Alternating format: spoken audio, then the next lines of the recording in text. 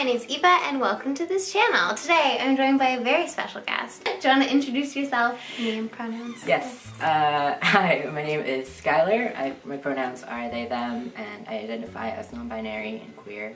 They're also a master's student and they're looking at how non-binary people navigate the healthcare system, which is super duper important.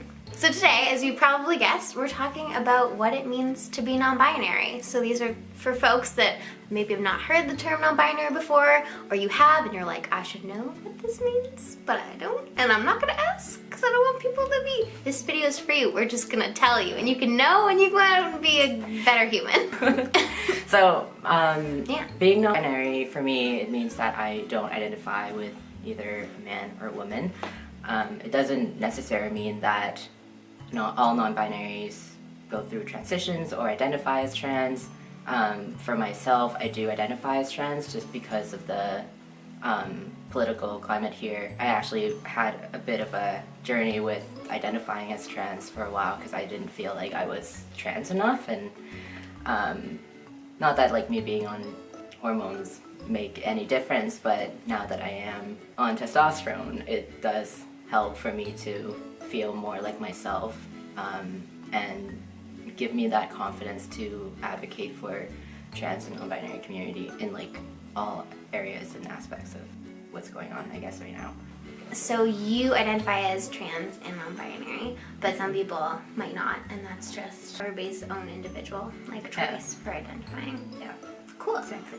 Yeah. It's also hard for me to define these things because all these terms and labels, they're very subjective, and it's based on how someone defined it as well. So it's not like my definition is the only one, the one. No, I don't like to put that pressure on anyone. So people talk about how non-binary is like an umbrella term. Can you talk about that? I guess some non-binary folks can also identify as like genderqueer, gender fluid, somewhere in the middle, or not even on the spectrum. Because I identify as non-binary, I don't see that as an umbrella term because that's my identity. Does that make sense? Yeah. Cool. So another thing that I want to talk about was pronouns. And you say they use they, them pronouns. Yes. Do all non-binary folks use they, them pronouns? No, absolutely not. No. No way. We're not just one person. Non-binary people are not a monolith. Skylar isn't the only non-binary person. You should follow more people. Yeah, all of that. But no, there are so many different gender-neutral pronouns. I only know just a handful of them. For example, they, them, she's, there. We'll put them here. Look at that fancy Amazing. editing. Oh, magic of editing. Yeah, and then there's like combinations of pronouns. Some folks might use she, they, he, they, he. It depends on person. I do know the struggle with using a mix of binary and gender neutral pronouns is that most often when you give people the option to use pronouns, they will automatically go to the one that they're most comfortable with. Yeah. So a lot of non-binary people that I know, they get really sad when their other pronouns do not get validated and respected. So if somebody says that their pronouns are she and they, use both interchangeably. Use they. To show that you care. Yeah, just a PSA in case like you were confused. Use the pronouns that somebody tells you to use.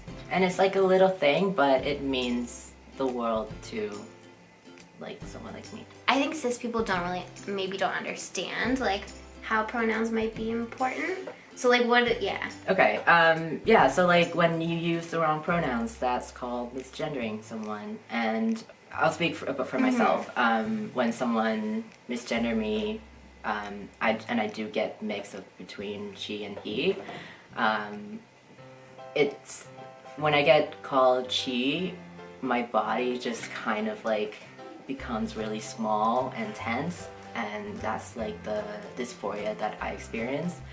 And it's really hard to shake off, so I often will be completely dissociated from my body until I just have to wait for it to pass.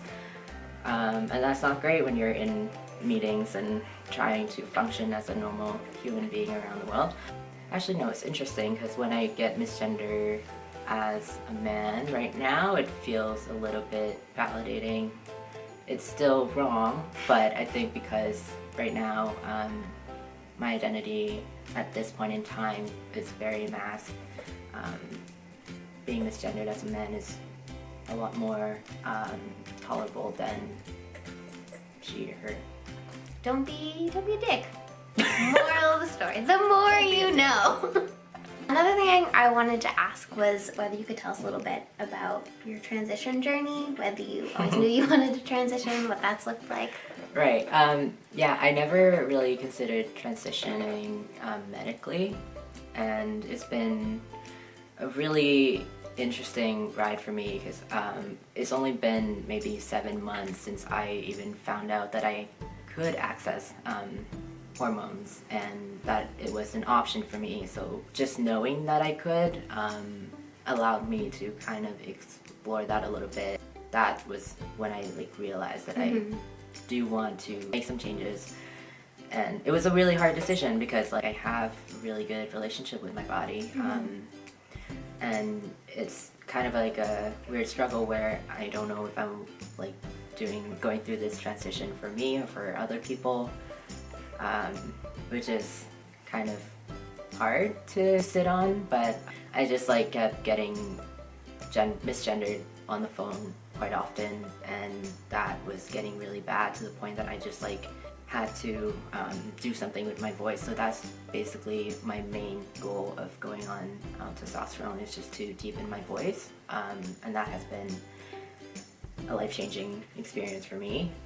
Even though I loved my voice, and I used to be a singer, so I felt very comfortable with my voice, except for when people coded my voice as feminine and not who I am. So that was unfortunate. Yeah, so it's only been a few months, really less than a year, that I know about possibility of transition. Not all binary folks do the transitioning. Some do social transitions. Yeah, it's really depending on what feels. So the reason for the different quality is because I'm a terrible host and I didn't charge my camera completely. But Skylar, who also does storytelling and videography and actually knows about cameras, has a real camera. So they have one, so it's all fine. Well, that's the end of this video. Skylar, thank you so much for coming on. Thank you for having me. Yeah. If folks want to find you, I'm going to put your Instagram right here, The Power of Editing. Also, you have a YouTube channel yourself. Yes. Yeah, it's called NB Journey. Where you and your friend Jay talk about being non-binary and on testosterone. Yep. Yeah, so I'll obviously put that in the description too. You can go like it and leave a comment saying that you've come from What's My Body Doing. But yeah, that's all for me today. I'll also link obviously all of my social media and stuff. Like this video if you liked it and you learned something new. Have a lovely day. That's perfect. Yeah? Yeah. Okay, cool. Because I think when I first started to identify as non-binary, I got really sad that people who identify as bisexual, they're not going to like me. Oh, I'm not part of the binary. So. No, well, I mean, there are some bi folks who are transphobic and who are assholes because that's how it is. Which sucks. But lots of bi people that I know describe bisexuality as attraction to multiple genders or to their own gender and other genders. Right. Yeah. That makes so much sense. Thank you. Yeah.